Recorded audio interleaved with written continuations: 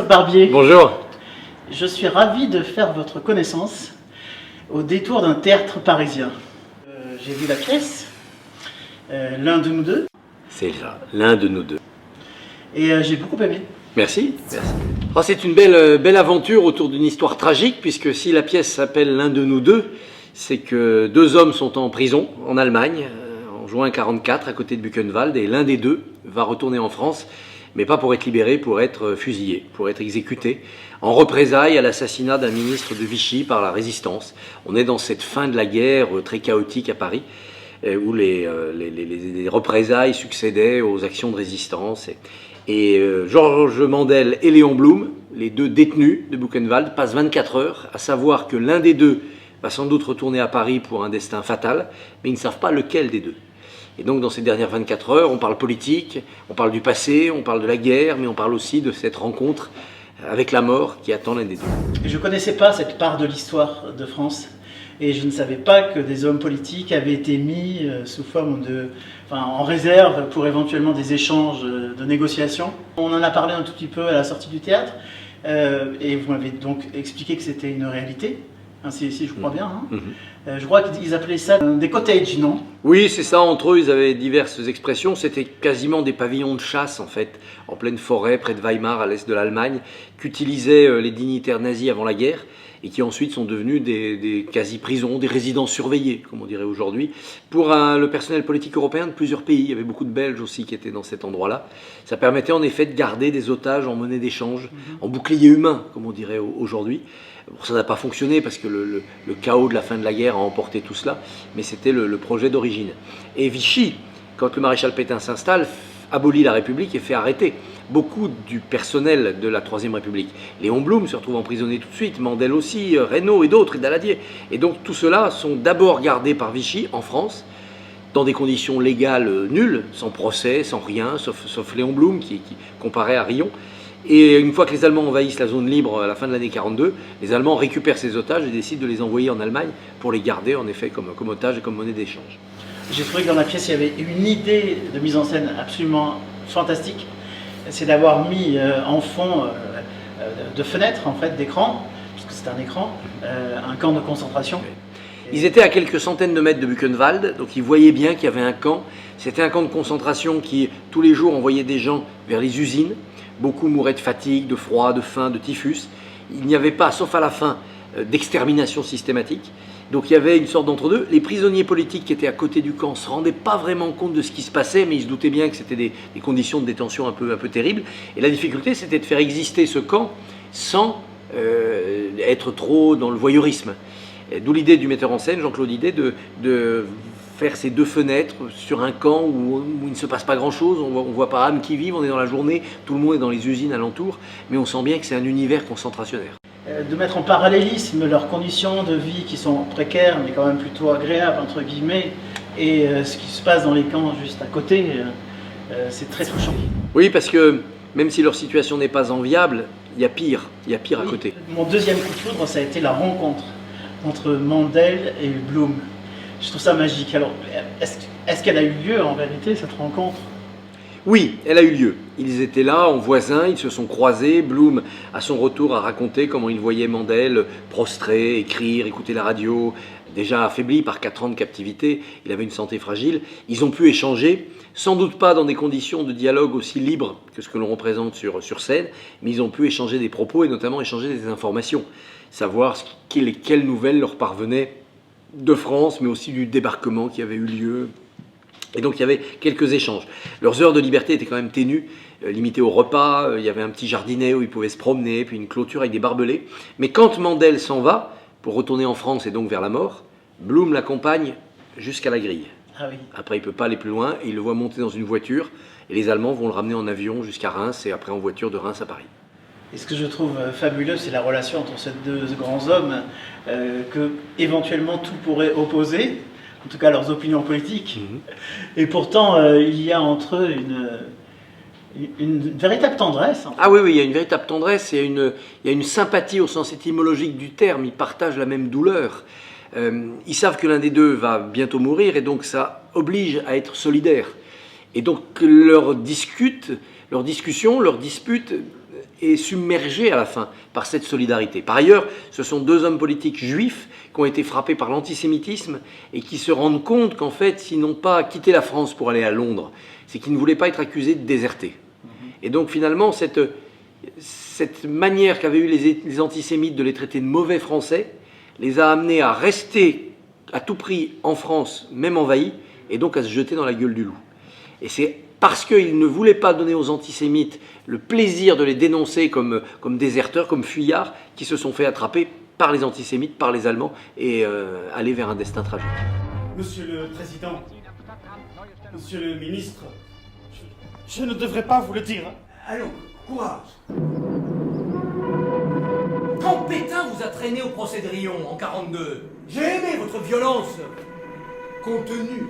Ma violence à moi serait plus directe que la vôtre. Mitraillette, voilà. Toujours votre indulgence. Cette pièce est un cours d'histoire pour moi, puisque j'ai découvert donc cette partie de l'histoire que je ne connaissais pas.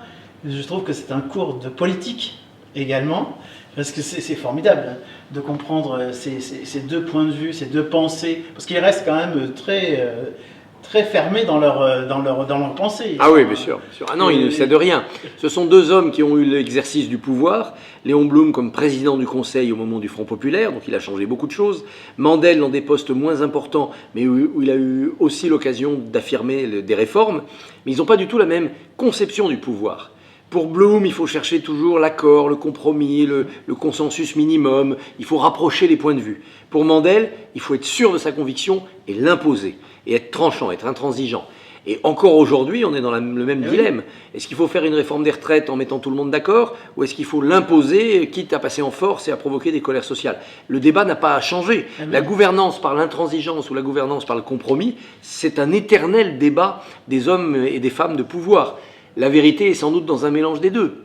On peut être évidemment dans la réforme imposée au début d'un quinquennat, quand on a la légitimité, puis après on s'épuise. C'est exactement ce que Macron a connu avec les Gilets jaunes. Donc après, il faut chercher le consensus parce qu'on n'a plus la force pour imposer les choses. Mais si on est trop dans le consensus, on ne réforme plus rien pour ne fâcher personne. Ce dilemme est toujours un dilemme d'actualité. Mais oui, c'est incroyable. C'est de se dire que rien n'a changé finalement dans tout ça, dans l'univers politique. Non, le cadre général n'a pas changé. Ce qui a changé, c'est que nos institutions sont plus les mêmes. On a créé le président de la République, qui a un pouvoir suprême, donné par le peuple. On a instauré la fin de la proportionnelle, le scrutin majoritaire. On a donné des outils à la Ve République que n'avait pas la Troisième République, ce qui crée de l'instabilité et de l'incertitude. On a quand même tiré les leçons de ce passé pour avoir un ustensile politique plus efficace. En revanche, la qualité des hommes, la qualité des idées, ça, on ne peut pas la décider. Ça dépend un peu des générations et de la chance. Et le monde est devenu beaucoup plus complexe, peut-être moins dangereux qu'en 1930 ou 1940, du moins pour nous, Européens. On voit moins poindre à l'horizon des risques de guerre. On ne va plus attaquer l'Allemagne ni se faire attaquer par l'Allemagne. Mais s'il est moins dangereux, il n'est pas moins compliqué. Une de mes très belles surprises aussi, c'est d'avoir découvert que vous étiez, en dehors d'être un immense journaliste extrêmement connu, avec une magnifique carrière, un homme de théâtre aussi. C'est ce que j'ai appris en sortant de la pièce, que c'était pas votre première pièce, entre guillemets, et que je crois que vous étiez même directeur de compagnie de théâtre. Oui, j'ai créé une compagnie quand j'avais 17-20 ans. Après, j'ai récupéré le théâtre des élèves de Normal Sup. Puis après, on a créé la compagnie des anciens élèves de Normal Sup. Alors, c'était des théâtres amateurs, mais on y passait quand même beaucoup de temps. On arrivait à jouer 50, 60 fois dans l'année, ce qui est beaucoup pour une troupe amateur. Et ça, depuis maintenant plus de 35 ans, je fais du théâtre. Mais depuis quelques années, ayant moins de responsabilités dans le journalisme et plus de temps libre, ne devant pas être joignable à toute heure du jour et de la nuit, j'ai investi tout mon temps libre dans le théâtre professionnel. Au théâtre de poche, avec Philippe Tesson, et puis là, dans cette aventure formidable au théâtre Montparnasse. Qui a eu l'idée de cette pièce? Comment ça s'est passé? Cette pièce, elle a été écrite il y a plus de 10 ans par Jean-Noël Jeanneney, qui l'a fait circuler. Moi, je l'avais lu à l'époque. C'était une pièce d'historien, avec beaucoup de dégagement, de réflexion, et qui était vouée, selon son auteur, plutôt à être une dramatique radiophonique. D'ailleurs, ça a été une dramatique radiophonique. Et puis elle a continué à circuler, et Jean-Claude Hidet, le metteur en scène, s'est dit « mais non, il y a de quoi faire un vrai spectacle. Il faut retravailler un peu, alléger, réécrire ». L'auteur s'y est prêté de bonne grâce, il a découvert ce que c'était que le spectacle vivant, les codes du théâtre, qui ne sont pas que des codes d'écriture, mais aussi des codes de représentation, et donc ils sont partis dans cette aventure. Et puis moi je connaissais le texte, donc j'avais très envie de jouer Mandel, une figure importante pour moi, Mandel de Destin brisé, Et Emmanuel de Chartres est un des comédiens français qui connaît le mieux la politique. Son père était ministre de De Gaulle, c'est son père Philippe de Chartres qui est allé gare de l'Est accueillir Léon Blum quand Léon Blum est revenu en 1945. Enfin, il y avait un mélange, il y avait une fusion de la vie personnelle d'Emmanuel de Chartres avec cette histoire. Vous le connaissiez avec Emmanuel de Oui, Chartres? moi je le connaissais comme directeur du Théâtre 14, on se voyait souvent, on avait fait quelques déjeuners politiques parce que c'était un foot politique, mais on n'avait jamais pensé qu'on se retrouverait sur une même scène ensemble à jouer des personnages politiques. Et là, notre passion commune pour la politique d'aujourd'hui nous aide beaucoup à trouver la complicité dans le travail. Parce que sur scène, vous faites un sacré duo. J'ai la sensation qu'à l'extérieur, vous faites aussi un sacré duo. Ah oui, on s'entend vraiment très très bien et on a vraiment ces points communs de passion pour la politique et de réflexion. L'idée de jouer une pièce historique, politique, est-ce que c'était une évidence ou est-ce que finalement c'est un hasard et que c'est juste la pièce qui vous plaît en particulier? Non, j'ai toujours eu une affection particulière pour le théâtre historique et politique. D'abord parce que ça fait le lien avec mon métier, et puis parce que j'ai toujours trouvé que les personnages historiques mis au théâtre prenaient soudain une grandeur, une lumière. Dans ce théâtre-là, on a créé Le Souper, Fouché-Talleyrand, de Jean-Claude Briseville en 1989. Ah oui. Un grand moment du théâtre français, une grande pièce historique. Moi, j'ai eu la chance d'écrire une pièce sur Jospin et Chirac, peut-être de moins grands hommes que Talleyrand et Fouché, mais j'avais écrit cette pièce de manière parodique en 2001-2002 et on a pu la jouer. Et donc à chaque fois, la situation politique, la situation d'histoire, de pouvoir, crée du théâtre. D'abord parce qu'une vie politique, c'est plein de rebondissements, c'est plein de coups de théâtre. Une élection gagnée, perdue, une affaire, un scandale, un drame, ça crée du coup de théâtre. Donc la politique fonctionne comme un moteur à explosion avec des coups de théâtre. Et donc ça crée un vrai point commun entre la scène et la politique. Puis il y a un autre point commun, c'est le côté un peu transcendantal. Il y a un rapport entre l'homme politique et l'électeur, et entre l'acteur et le public qui sont comparables. Il y a une électricité qui passe, il y a une adhésion, il y a une fusion. On dit toujours que pour la présidentielle, il faut que l'homme politique ou la femme rencontre le peuple. Il faut qu'il se passe quelque chose. C'est pareil en scène. S'il ne se passe rien entre le public et les acteurs, c'est froid. Et donc on a des points communs quand même. Et puis cette volonté aussi quelque part d'atteindre une forme d'éternité. Une pièce qui est jouée, ça y est, on ne pourra pas faire qu'elle n'a pas été jouée. Elle a gagné une forme d'immortalité. Et les hommes de pouvoir cherchent le pouvoir aussi pour ça. On peut le dire aussi, pour les journalistes ou chroniqueurs, j'ai toujours, intuitivement, je me suis toujours dit que vous aviez un ton particulier qui ressemblait à aucun autre, avec un phrasé, une diction. Il y avait toujours pour moi quelque chose. J'aime écouter vos chroniques parce qu'elles me font penser à des histoires qu'on raconte, même si c'est des histoires vraies qu'on raconte, oui, évidemment. Mais c'est vrai que la pratique du théâtre aide, notamment pour la télévision. Mais est-ce que vous voyez une différence entre ce que vous faites en chronique, à la télé, à la radio, oui, et là, sur scène? Oui, il y a des différences majeures. D'abord, le temps. On a 1h20 sur scène, on a 2 minutes 10 à la télé ou à la radio, c'est beaucoup plus court. Donc c'est pas du tout la même force de percussion. On n'a rien le temps d'installer dans un propos télévisé, il faut être efficace tout de suite. L'autre différence majeure, c'est que à la télé, je suis auteur de mes textes. Je dis ce que je pense. Là, je dis ce que pense l'auteur. Même si on peut être en fusion, en adéquation avec son personnage, on est le truchement par lequel l'auteur, lui, exprime éventuellement des thèses. À la télé, jamais. On n'est pas là en porte-parole, on est là pour dire ce qu'on pense. Et ça fait une différence vraiment de nature très très profonde. Et puis l'autre différence, c'est qu'à la télévision, on parle à des machines, il y a des caméras, c'est tout. Quand il y a un public, on est ravagé par le trac avant, par l'émotion pendant, et puis il y a cette rencontre à la fin des saluts et des applaudissements qu'on n'a jamais à la télévision, Ouais. jamais. Ce serait bien à la télévision qu'on finisse par applaudir. Oui, il y avait de temps en temps des émissions comme ça en public. Michel Pollack faisait ça, il y a eu de grandes émissions publiques, mais c'est un public souvent très policé, très contenu. Il y a quelqu'un derrière les caméras qui fait le chauffeur de salle, applaudissez, taisez-vous, riez. Donc c'est un petit peu du surgelé. Au théâtre, c'est spontané. Et c'est vrai que dans cette pièce, il y a beaucoup d'émotions. Oui, il y a une sorte de spirale de l'émotion à la fin, au 3e acte. Moi, je l'ai joué là plus de 70 fois, mais à chaque fois, je me laisse prendre quand même. À chaque fois, je me laisse prendre par le côté bouleversant de Mandel qui se rend compte qu'il n'aura jamais sa chance, qu'il est passé à côté de son destin pour une bêtise, pour ne pas avoir voulu quitter la France et aller à Londres. Et il va aller vers une issue tragique. En même temps, le destin de martyr, ça lui parle. Il sait que c'était peut-être sa place sur Terre que d'être martyr. Et puis, tous les soirs, je me dis, le gardien nazi va choisir l'autre. Il ne va pas choisir Mandel ce soir, il va choisir Blum. Mais non, c'est pas écrit comme ça. Le suspense. Le suspense est là. Ah, il est là, mais C'est un personnage très important, le gardien. Pas, Parce que non seulement c'est Simon Villam qui joue le gardien nazi, il le joue sans être le méchant qui aboie. Exact. Il nous laisse croire que ce nazi qui a de l'affection pour ses prisonniers, qui vient les prévenir qu'il va y avoir un drame, Et il n'a pas le droit de les prévenir, il pourrait se sauver, ou tenter de se sauver. Donc il y a une humanité. D'ailleurs, Blum le dit. Certes, il est là, embarqué dans l'aventure des nazis, mais au fond de lui, il y a peut-être une conscience qui fait qu'il se dégoûte lui-même, qu'il a envie d'autre chose. Mandel lui dit non, il porte l'uniforme, il est avec les nazis, on le tue. Voilà, si on peut le tuer, on le tue, c'est un ennemi. Mais non, ce personnage, il pose la question de la condition humaine. Et ça, c'est très important. Et puis en plus, c'est le Deus ex machina, c'est lui qui fait avancer l'intrigue par les annonces successives. Donc c'est un personnage très très important. Et qui donne aussi des bouffées d'aération dans la pièce par moment. Bien sûr, bien sûr. Ses arrivées, on ne sait pas trop s'il va être joyeux, triste, énervé. Il nous apporte le monde extérieur. Oui. Et Simon arrive à avoir dans l'œil à la fois la dureté du gardien de prison et en même temps quelque chose qui ressemble à un remords. Oui, exactement. C'est très subtil. Et d'ailleurs, son accent allemand est magnifique. Exactement. Il a un accent c'est vraiment l'accent de l'allemand qui sait le français, qui fait l'effort pour parler le meilleur français possible, comme souvent les Allemands bien éduqués, la maîtrise du français était importante, mais il n'y arrive pas complètement non plus. Et donc il y a cette petite gêne de celui qui sait qu'il a encore un accent. Je crois que j'ai rarement vu jouer un nazi allemand aussi bien. Mais sincèrement, avec toutes les subtilités, avec toutes... On a tellement l'habitude de voir soit des méchants caricaturaux, notamment dans les films comiques, que ce soit OSS 117 ou Papy fait de la résistance, ou bien des nazis extrêmes, qui n'ont pas de doute, qui n'ont pas de conscience. Là, on est dans un... Et ça crée un trouble chez le spectateur, parce qu'on n'a pas de sympathie, c'est quand même le méchant, c'est le gardien de prison. Et néanmoins, on se dit, si on avait été nous, à 25 ans, blessés sur le front russe, affectés à une prison, qu'est-ce qu'on aurait fait? On n'aurait peut-être pas déserté pour se faire fusiller au coin d'un bois. On aurait peut-être été comme lui, un peu lâche, un peu humain, un peu les deux, quoi.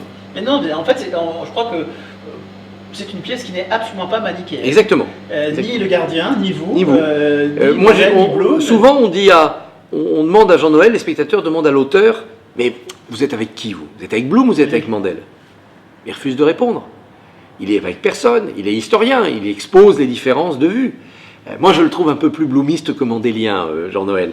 Mais il se tient en lisière et il laisse le spectateur faire son choix. Est-ce que vous êtes avec Blum, réformé dans la discussion, ou est-ce que vous êtes avec Mandel, bousculer les choses pour forcer les gens à se bouger? Difficile de répondre à ça. Il y a une humanité de destin commun qui les réunit qui est assez touchante. Si Mandel avait survécu, est-ce qu'après la guerre, ces deux-là n'auraient pas fait quelque chose, ensemble? Témoigner ensemble, est-ce que l'un n'aurait pas pris l'autre dans son gouvernement? Il y aurait peut-être eu quelque chose. La gestion de la photo sur scène. La photo de Jean Jaurès. Chacun a son icône. Mandel, et c'est une vraie anecdote, voyageait avec le buste de Clémenceau. Jusqu'à son arrestation, il avait ce buste toujours avec lui. Et puis Blum a une photo de Jaurès dans la poche. Voilà, c'est leurs deux icônes. Et donc il y a une petite chamaillerie où chacun essaye d'estomper l'autre, de cacher celle de l'autre. C'est magique. Oui. Ce sont deux enfants là. C'est deux enfants, exactement. C'est deux enfants d'une cour de récréation, mais c'est des enfants qui jouent parce qu'il y a l'angoisse de la mort. Donc il faut se distraire, il faut penser à autre chose. Allez, on va s'amuser. Alors on fait une partie de cartes, on joue au billard, on se fait des niches. C'est vraiment pour chasser l'angoisse. Vous savez, comme les enfants qui ont peur du noir et qui se racontent des histoires pour plus penser à leur terreur. Bien sûr, mais c'est passionnant parce que ce sont deux grands hommes, des gens qui disent des choses absolument fantastiques et très intelligentes. Et en même temps, deux enfants. Ouais. Comment vous avez abordé ce personnage, ce rôle?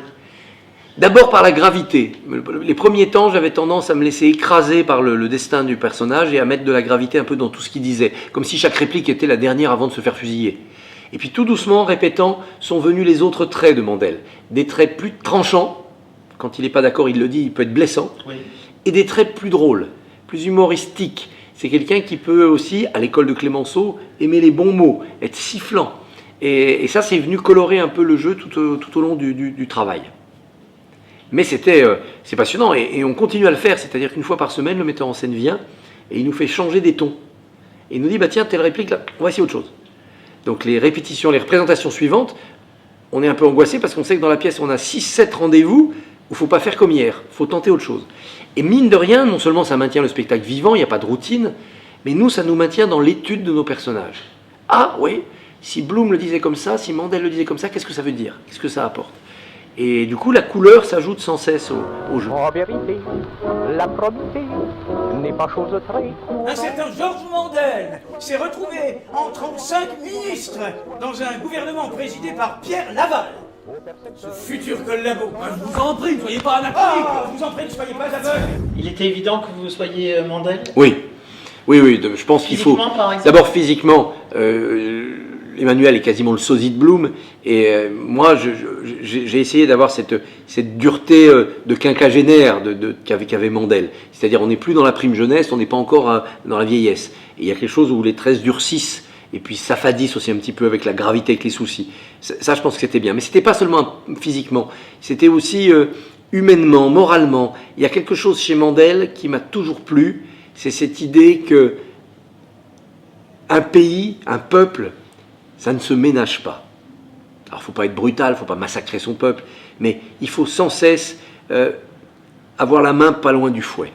Et particulièrement en France, on est un pays formidable, mais dès que ça va bien, allez, on va pas voir quand ça va mal, hein. On s'endort un petit peu dans notre certitude que ça va être comme ça tout le temps. Et donc, il faut des hommes et des femmes politiques qui nous réveillent, qui nous donnent une petite paire de gifles pour vous dire « Oh, ça brûle en ce moment-là, hein. Donc toi tu es bien tranquille là dans ton lit, mais dans la cuisine ça brûle, donc bouge-toi. » Et qu'est-ce qu'on va faire? Nous on va se retourner en disant « Oh non, foutez-moi la paix, l'incendie il est loin. » Et puis quand on se réveille c'est trop tard. Ben, pour qu'on ne se réveille pas trop tard, il faut des gens qui sont un peu violents, un peu brutaux, un petit peu trop tranchants. Et Mandel en était. Et je pense que c'est nécessaire à un pays que d'avoir des hommes comme ça. Oui, le père de la nation. Oui, mais le père de la nation, pas au sens protecteur. Oh, mes enfants, venez, je vais vous protéger, cachez-vous dans mon giron et vous verrez plus le méchant loup. Ça, c'est Blum. Mandel, c'est le père de la nation, un peu père Fouettard. Hein. Vous voulez pas avoir froid? Allez couper du bois. Allez, voilà, bougez-vous. Et pas seulement, oh, venez, je vais vous réchauffer. Et ça, c'est les deux attitudes en politique. Il faut réchauffer, il faut être solidaire. Les enfants ont froid, on les réchauffe. Mais aussi, il faut leur dire, bah, tenez, prenez la hache, allez couper du bois, vous avez peur de la nuit dans la forêt, bah, allez-y, surmontez votre peur, ayez du courage et vous aurez du bois pour vous chauffer. Et c'est la question de la gouvernance. Comment on mène un peuple? On mène un peuple en le protégeant, en le rassurant et en le bougeant, en l'obligeant à s'élever au-dessus de lui-même. Alors, j'ai envie de vous raconter une anecdote qui n'est pas très sympathique en soi, mais ça m'a touché lorsque j'ai écrit mon article en sortant de la pièce et que je vous ai encensé parce que j'ai sincèrement aimé ce que vous avez fait en tant que comédien et également sur scène avec votre partenaire. Et on m'a envoyé des messages en disant voilà, c'est un journaliste qui vient au théâtre. Donc, comme je savais que vous étiez aussi un homme de théâtre, j'ai pu répondre. Est-ce que vous avez envie de vous défendre de ça ou est-ce que finalement... Non, m'en défendre, non. Je comprends que les gens soient surpris d'abord de se dire mais il fait quoi comme métier? Et puis qu'ils c'est un peu insupportable en vérité, non? Ben, ça peut intriguer les gens de voir des gens se changer de profession et peut-être profiter d'une exposition médiatique pour venir faire du théâtre, pour se faire plaisir sans en avoir les compétences. Moi, je sais que j'ai d'énormes progrès à faire et là j'ai travaillé beaucoup avec cette pièce par rapport à ce que je savais faire comme comédien amateur. Mais je ne découvre pas le théâtre. J'ai fait du théâtre beaucoup, j'y suis énormément allé. Pourquoi les gens ne savent pas finalement? Donc, d'abord parce que c'était moins médiatisé, puisque le théâtre amateur se fait un peu dans des cercles plus discrets. Et puis la puissance de la télé écrase tout. Ça écrase tout. J'ai eu la chance il y a quelques jours de tourner dans une série télévisée, Magellan, avec un formidable comédien de théâtre aussi, Jacques Spiesser. Ah oui. J'ai vu que la diffusion, il y a eu 3,7 millions de téléspectateurs. C'est énorme. Mais combien d'années faut-il jouer au théâtre Montparnasse pour avoir... Donc la puissance de la télévision écrase tout. Donc si vous passez à la télé comme journaliste, vous pouvez être champion d'harmonica, comédien ou patineur à glace, les gens vous retiendront comme journaliste parce que la télé écrase tout. Donc, c'est pas grave. Moi, j'adore ce sentiment où les gens viennent me voir et se disent « Ah bah quand même, ouais, c'est un vrai comédien. Bah oui. » J'adore les convaincre. Je ne veux pas leur dire avant si, je fais du... Non, bah venez voir, vous verrez bien. Il y a même des gens qui viennent voir la pièce, ils ne savent pas que je suis celui de la télé. Et d'ailleurs, au premier temps, ils disent « Mais c'est lui, c'est pas lui, j'ai une coiffure un peu bizarre. » Et certains découvrent pendant la pièce que je suis ce journaliste qui, par ailleurs, fait autre chose. Ouais, donc, voilà. Ce que j'ai envie de dire aussi, c'est que votre rôle, les deux rôles, mais votre rôle est quand même très difficile. Le texte est lourd, hein, il faut le porter, et il y a beaucoup d'émotions, beaucoup de retenue. C'est un vrai rôle de comédien. Ah oui, non, c'est un vrai travail. On a fait un travail avec Jean-Claude Didet, mais mot par mot, hein, phrase par phrase. Est-ce que ça vous amuserait, par exemple, de jouer dans un Feydeau ou... Oui, j'en ai fait en théâtre amateur. J'adorerais redécouvrir ça avec les moyens et le temps, surtout, qu'on peut y donner quand on est en professionnel. Ça, j'adorerais. J'adorais aller vers du théâtre comme ça, qui a d'autres codes. L'horlogerie précise du vaudeville, de Feydeau, ça c'est magique à maîtriser. Je vous verrais très très bien. Ah, j'adorerais. Avec un humour pince. J'en ai beaucoup fait en amateur, beaucoup fait. Le Canard à l'orange actuellement. Cette pièce-là, la pièce est absolument Feydeau, là, formidable. mais, Non, mais on est exactement dans le même genre mais c'est très difficile, ce que fait Nicolas Briançon. Moi, j'ai vu les 3 canards à l'orange des 30 dernières années. C'est-à-dire celui avec Nicolas Briançon récemment, qui est brillantissime, celui avec Gérard Rinaldi, qui était très très sombre, il y a une quinzaine d'années, très amer, très misanthrope, et celui avec Michel Roux, qui était très british, goguenard, on ne savait jamais si c'était du lard ou du cochon. Et donc le fait d'avoir vu ces 3 acteurs, c'est extraordinaire, extraordinaire. Mais on voit le canard à l'orange, j'ai pensé à vous. Mais ça, vous voyez, la comédie britannique, la comédie de mœurs britannique, ou française d'ailleurs, parce que dans les années 50-60, on avait des grands auteurs de comédies de ce type. Anouilh, Roussin, Achard ont marqué comme ça le Remprise, Françoise Dorin. Ça, j'aimerais bien y goûter un jour aussi. Mais jouer Britannicus, c'est trop dur pour moi. C'est trop dur pour moi, je ne peux pas jouer Mithridate, c'est trop difficile, je n'ai pas la formation pour ça. C'est pas possible, il faut renoncer. Tout comme j'ai passé l'âge de jouer Roderick dans le Cid ou les jeunes amoureux de Musset, voilà, c'est pas grave. Voilà. J'ai fait d'autres choses dans ma vie. Jean-Noël Jeanneney. Donc c'est un historien. C'est un historien qui s'est quand même un tout petit peu joué de l'histoire ici. Oui, d'abord c'est un historien, Jean-Noël Jeanneney, mais aussi un spécialiste des médias. Il a dirigé Radio France, il a géré le bicentenaire de la Révolution française, la Grande Bibliothèque. Il sait ce que c'est que de se mettre à la portée du grand public. C'est pas un historien de bibliothèque, c'est un historien de grand public. Il a une émission sur France Culture, Concordance des temps, qui lui permet de rechercher en permanence la précision scientifique, mais aussi le plein pied avec un public qui n'est pas un public de diplômés en histoire. Et donc la venue au théâtre était pour lui quelque chose d'assez naturel. Ce qu'il n'avait pas, c'était les codes du théâtre. Qu'est-ce que c'est qu'une respiration dramatique, des coups de théâtre, des rebondissements. Donc ça a été un travail presque d'adaptation de sa propre pièce et d'écriture de scènes supplémentaires. Mais il avait cela. Il a en plus quelque chose, c'est qu'il est le produit de cette histoire. Son grand-père, Jules Jeanneney, était président du Sénat en 1940. Il a bien connu Blum et Mandel.